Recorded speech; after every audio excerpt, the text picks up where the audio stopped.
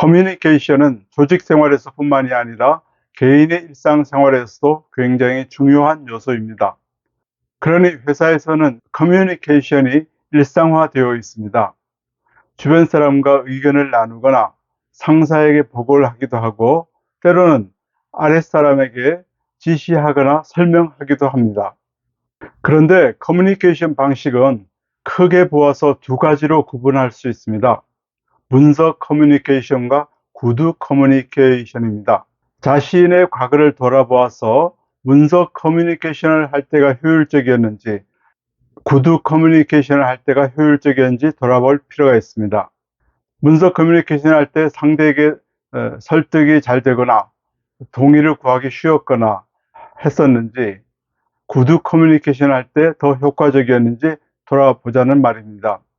그래서 설득력이 높거나 전달이 잘 되는 커뮤니케이션 방식이 나에게 강점이 있는 커뮤니케이션 방식이 되는 것입니다. 그러면 그 방식을 잘 활용해야 되겠죠. 나에게 재능이 있는 방식으로 커뮤니케이션을 하도록 항상 노력해야 할 것입니다. 그 방식을 택하는 게 유리하기 때문이죠. 그런데 회사 일을 하다 보면 모든 절차나 방식이 정해져 있는 경우가 많습니다. 예를 들어서 여러 사람 앞에 내가 프레젠테이션 하는 경우를 생각해 봅시다. 회사에서는 프레젠테이션은 사람을 모아놓고 파워포인트를 써서 화면에 비춰가면서 구두를 겸해서 프레젠테이션을 하게 합니다. 그러면 이 방식은 문서 커뮤니케이션과 구두 커뮤니케이션이 복합되어 있는 형태라고 할 수 있습니다. 그럴 때는 어떻게 할 것인가 하는 이야기입니다. 이런 경우가 많죠. 내가 원하는 방식이 아니라 이미 정해져 있는 방식으로 해야 되는 경우입니다. 방식은 정해졌고 내가 능한 커뮤니케이션 방식은 문서 커뮤니케이션이라면 이렇게 하면 되겠죠. 절충안을 만들어야죠. 우선 문서 보고서 또 문서 자료 등 깊이 있게 잘 만들어 놓을 필요가 있습니다. 세세한 부분까지 문서에 다 작성해야 되죠. 더 이상의 설명이 필요 없을 만큼. 사람들 앞에서 프레젠테이션을 할 때는 거의 읽다시피 할 수가 있습니다. 내가 추가의 말을 하거나 또 별도의 말을 하지 않고 문서에 있는 내용을 착실히 읽어나가는 형태로 하는 것입니다. 그것이 나의 강점을 살리는 좋은 방법이죠. 작성된 문서에는 내용을 빠짐없이 집어넣고 구두로는 내가 최소한의 설명만 합니다. 그렇게 하는 것이 나로서는 최선의 방법이죠. 반대로 구두 커뮤니케이션에 능한 사람은 어떻게 해야 할까요? 문서는 그렇게 자세하게 작성하지 않아도 될 것입니다.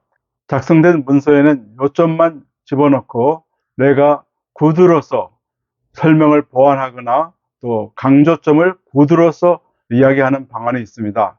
그것이 내가 가진 강점을 잘 이용하는 방법이죠. 이렇게 정해져 있는 방식도 나의 강점을 생각해서 그 방법을 좀 달리 하면 효과적인 프레젠테이션이 될 수 있을 것입니다. 그런데 한 가지 더 고려할 사항이 있습니다. 내 상사가 구두 커뮤니케이션에 능하다면 어떻게 하겠습니까? 나는 문서 커뮤니케이션을 잘하는데 상사는 구두 커뮤니케이션에 익숙한 사람이라면 어떻게 해야 합니까? 말할 것 없이 상사의 능한 방식으로 상사에게 효과적인 방식, 즉 구두 커뮤니케이션을 할 수밖에 없습니다. 비단 상사만이 아니죠. 동료들이나 부하들에게도 뭘 전달하거나 가르치거나 또는 요구할 때에 상대가 구두 커뮤니케이션에 능한 사람이라면 구두 커뮤니케이션을 따를 수밖에 없습니다. 내가 가진 강점을 이때는 양보할 수밖에 없는 거죠. 이때에 만일 상대가 구두 커뮤니케이션에 능한데 내가 문서 커뮤니케이션을 잘한다고 해서 문서 커뮤니케이션을 강요한다면, 고집 부린다면 어떻게 되겠습니까? 그 커뮤니케이션은 실패할 가능성이 높습니다.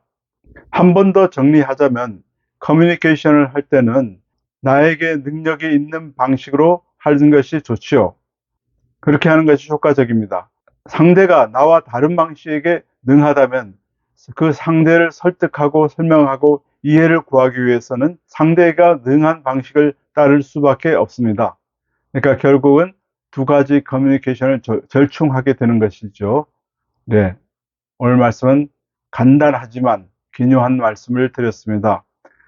내가 능력이 있는 커뮤니케이션 방식을 따르도록 하되 상대가 능한 커뮤니케이션 방식을 또 고려해야 하기도 한다. 이런 말씀을 드렸습니다. 이상 홍승철 TV였습니다. 여러분 안녕히 계십시오.